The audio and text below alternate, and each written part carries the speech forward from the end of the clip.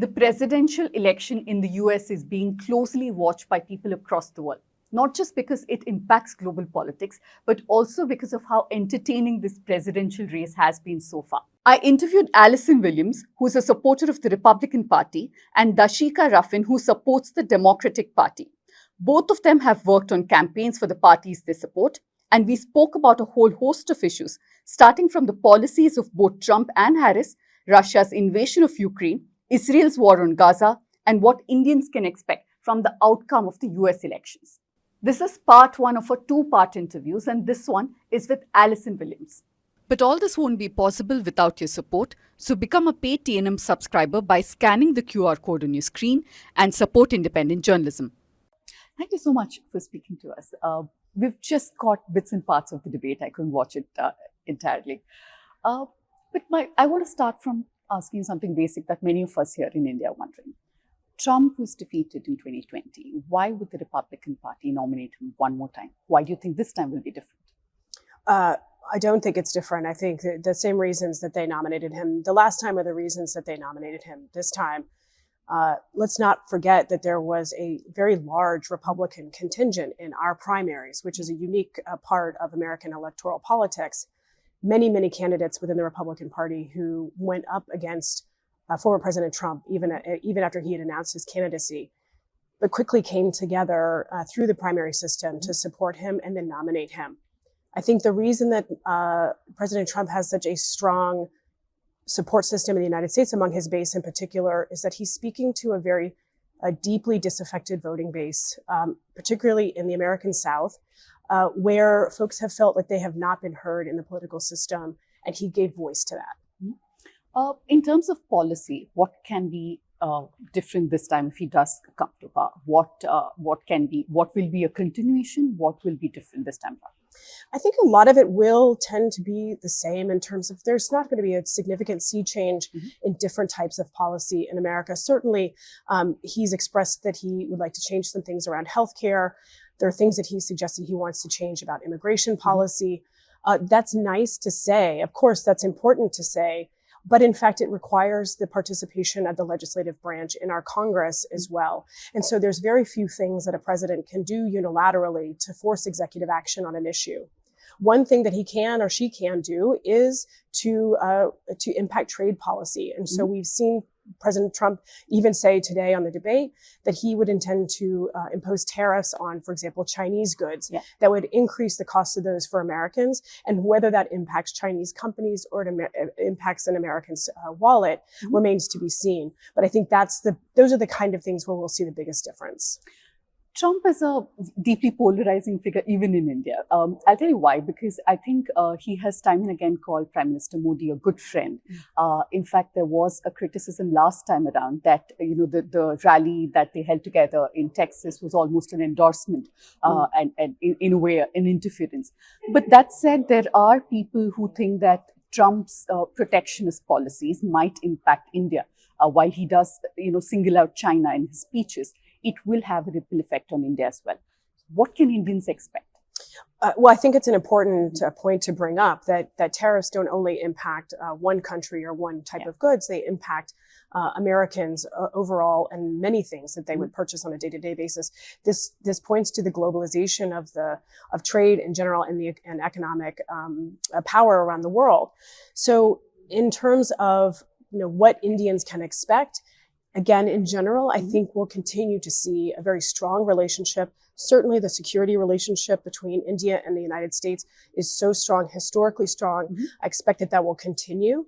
The person-to-person ties, the educational ties, the business ties that we have, those things point to a continued stable and growing relationship between India and the United States. Right.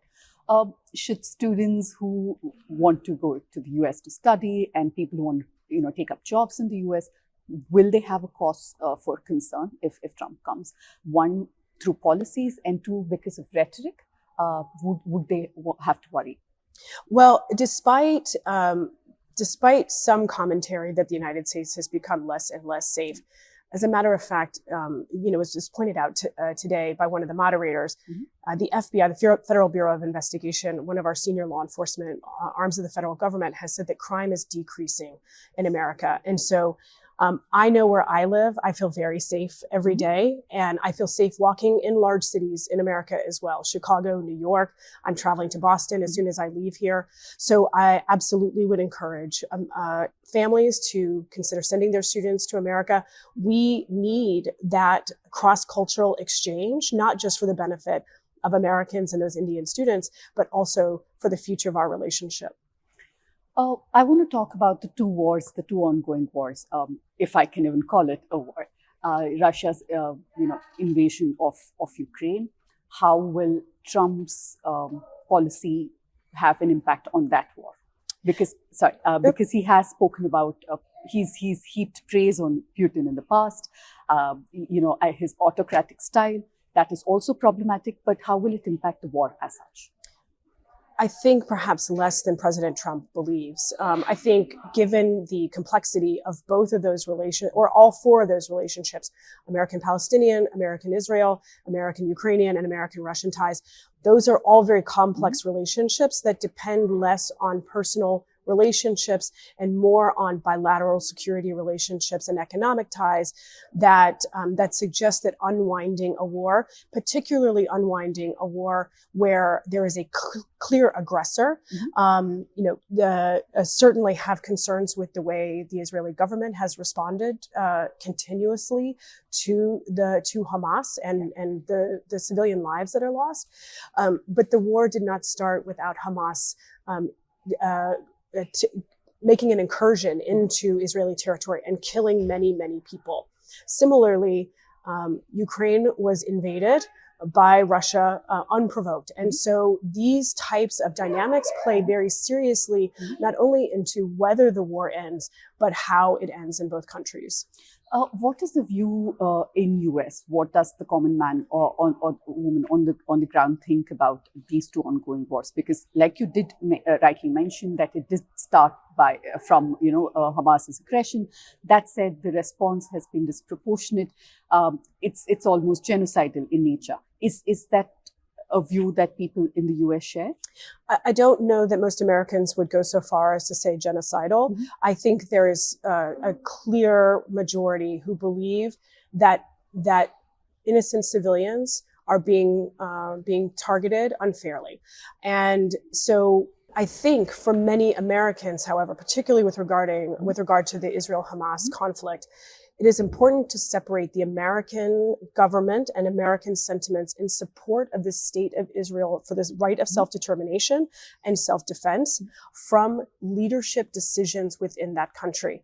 This is a very important nuance that we have to take into account because the United States was the first country to recognize Israel as a state when it was formed, and that relationship remains a cornerstone of U.S.-Israeli relationship. And so it is one thing to say we support the state of Israel, yet another to say that we support the leadership of Israel. And I think many American politicians and many people in leadership in America have come out to say we can separate the two, and perhaps the policies and the activities are not appropriate. That does not change the strength of their relationship with Israel. Similarly, the Americans have been very clear about supporting Ukraine. They have been a good ally. They are certainly on the border of our NATO alliance, and we've seen that continued sort of collaboration, even though we're not expecting that they'll become a NATO member.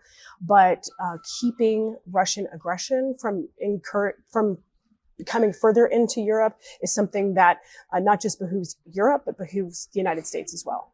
That said, while US does recognize Israel's right to exist, the fact remains that US has also supplied arms. It has also given funds for the violation of human rights of people in Gaza.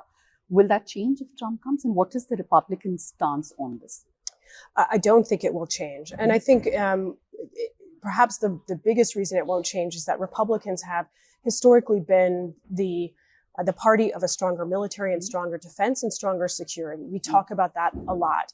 And so I don't think, and even when we have bipartisan support for these weapon shipments, for the money that goes to support the state of Israel, we see that again on a bipartisan basis. And so I don't see that changing dramatically under whomever becomes the president.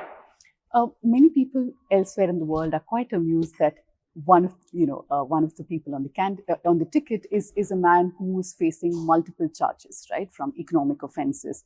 Of course, we heard the tapes, and we were quite shocked. How do people view this? I know that Trump time and again, says it's vindictiveness, it's a political campaign against him. But is that a narrative most Republicans buy? No, and I think we've seen a lot of Republican leadership outside of former President Trump and his inner circle be very clear that there is concern about the indictments and the charges and the felonies that he's now been accused of and will be sentenced on. I think there's a strong part of the Republican Party who's very concerned about how that plays out. What I think is key, and again, a nuance that often gets lost, is when voting for the president. In America, we vote in our elections in a presidential year for everything from the presidency all the way down to city council members. And so we have a lot of impact on down ballot races, as we call them, frequently. What I would anticipate seeing is that there might be split ballots where people are choosing a president, but then supporting their party. And that party affiliation is so much more important than just who's representing the ticket at the top. But that brings us back to the question that he did win the ticket through primaries. How did that happen if he's not endorsed by a majority of the Republicans? Well, I think he is endorsed by the majority of the Republicans. I think there's still a conversation within the party to suggest that he change his rhetoric, that his strategy be more appealing to a broader swath of American citizens. And so it's clear that he has a message that he has carried forward that has been successful in states where he has won primary race after primary race after primary race, multiple candidates on the Republican side dropping out and ultimately endorsing him. And so the point of that is to strengthen the party, not so much to strengthen President Trump.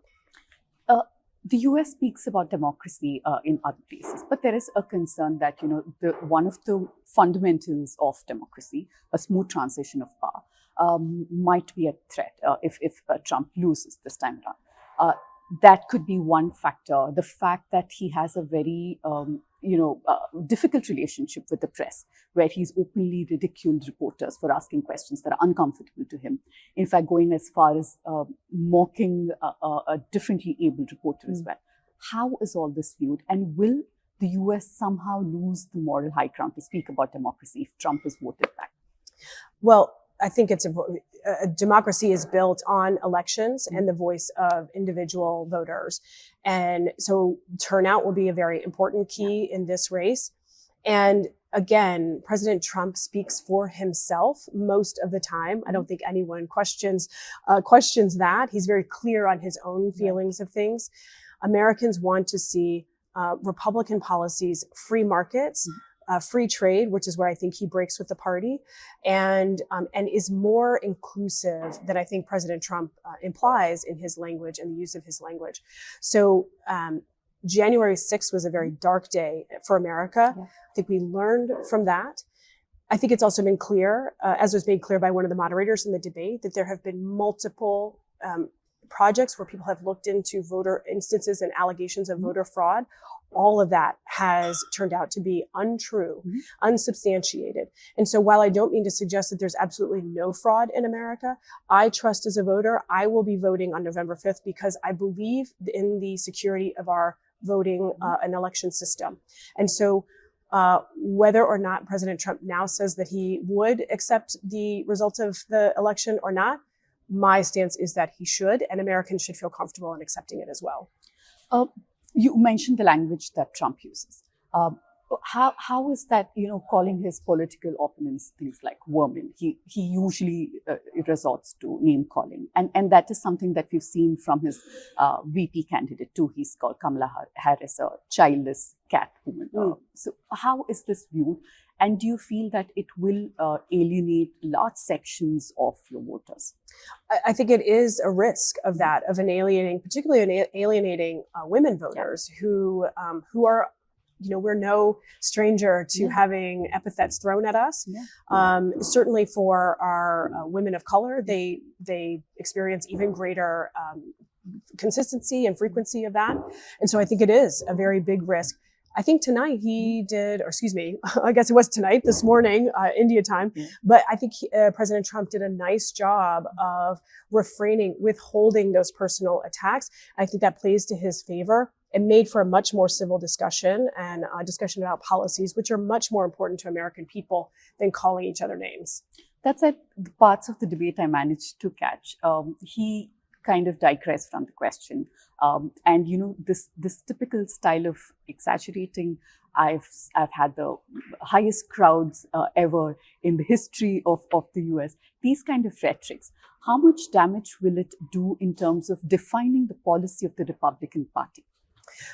I don't think much. I think we've seen that President Trump is a good messenger. His messages speak to the base, and they respond to that by going out and voting.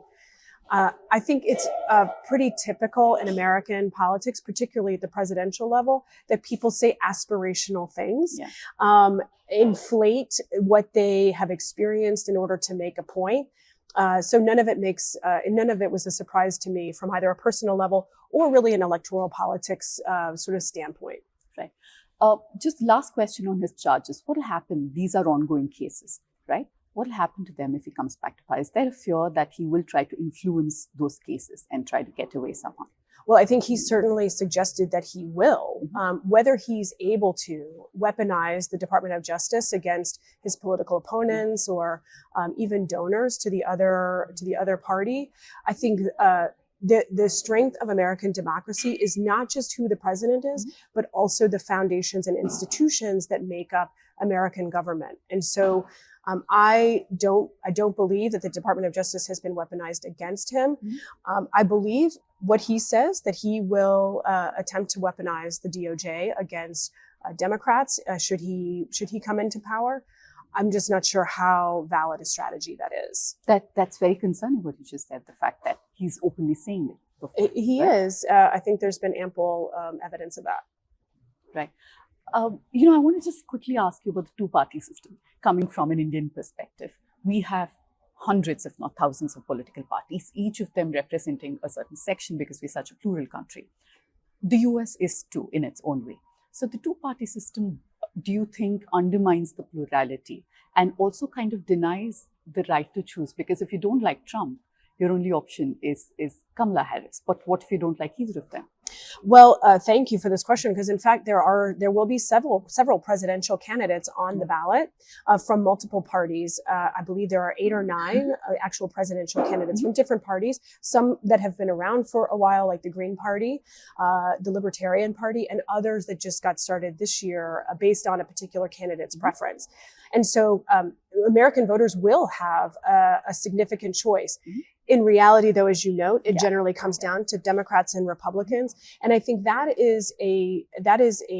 exemplifies the fact of how expensive it is to run and the foundation and structure that's necessary to run a presidential campaign in America. And we see the Supreme Court deciding just a few years ago that contributions that can remain anonymous are an extension of American free speech, our First Amendment rights that we hold so deeply dear. And so I think we'll continue to see influence from anonymous donors that pump more and more money into these systems, which just further entrenches Democrat and Republican parties. So Americans have a choice, more than just 2 candidates. But until there's perhaps a rise of a third party that has the infrastructure and the funding to gain broader support, we'll continue to have 2 candidates. I think it's especially relevant in Trump's case, right? Because many Republicans want to vote for their party because of the values that they kind of hold dear. But at the same time, here's a man who's every day taking a different stance, and you don't know if it's even going to be consistent in terms of policy. So it is a real concern, isn't it, in that sense? I think this election is going to be less about policies. In fact, when Kamala Harris entered the race, it took her quite a while. And even tonight, we heard sort of vague conversation about what her policies would be. So we're not hearing strong policy conversation on either side. And I do think that this vote is going to come down to a couple of things. It's going to come down to which personality Americans feel best represent their own personal sentiments, and perhaps more than any race in the past, if we sort of see the trend continue, a difference between where men and how men and women in America vote. Last couple of questions. Before I get to specifics on Trump's policy, age is a factor, and it was something that compelled President Biden to step down. But the fact remains that Trump is in his late 70s, closer to 80. And I think this point was made very well by Bill Clinton in the DNC, right? Do you think that the fact that Republicans harp so much on Biden's age could very well backfire, because Kamala Harris is at least a couple of decades junior to him? I think the generational difference will be a factor. I'm not sure how compelling, but certainly there are voters who will feel more aligned based on similar generational history. But President Trump performed very well in the debate tonight. When President Biden debated in June, even the most ardent supporter of Biden, I think, would acknowledge that he did not perform well. So I don't think age matters. What matters is performance. And I think President Trump performed very well. I want to know what your views are on Trump's climate change policies, because last time he also translated that into, it's not just rhetoric anymore, right? Because he took back the climate change pact.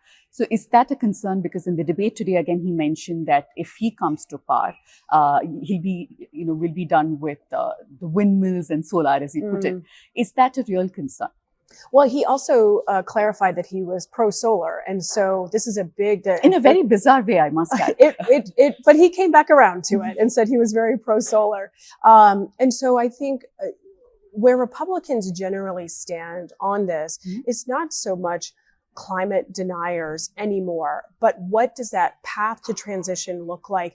How much is it going to impact the average American citizen, the middle class citizen, not just voter, but all middle class Americans? How does it impact their bottom line? And what does that look like to smooth that transition, which I believe President Trump and many Republicans felt was too fast to be comfortable for most Americans? What about his economic policy? What can we expect? Because last time there was fear that, the rich are getting richer because the tax cuts were applicable only for the rich. Will that continue this time around as well? I think he's been very clear that he would intend to extend the tax cuts that he had put in place in 2017 with bipartisan support. By the way, again, these are not things that happen on unilateral executive action. So I think he's been very clear that he expects to extend a tax break there. And then on trade policy, which of course impacts economic policy. Again, we've heard him talk about tariffs on goods coming from China in particular. And so I think we can take him at his word on that. Again, accepting that the Congress will have a big voice in whether those come to pass or not. My last question to you, what is Trump's appeal? Because many here in India are, going just by his speeches, wonder what is it that appeals, for a large section of Americans? Yeah. I think we go back to the first question, which is that Trump speaks to a very disaffected American voter, particularly in the American South, who has felt like they were not part of the process, have not been part of the political process for decades. And whether they were able to articulate that themselves or organize effectively around that, President Trump has created a rallying cry for those disaffected voters. And so that is his appeal. And there's also a sense that there was no one fighting for their perspective in politics. And again, Trump has been very clear that he's constantly fighting for Americans' rights. Thank you very much. Thank you. Yeah, thank you.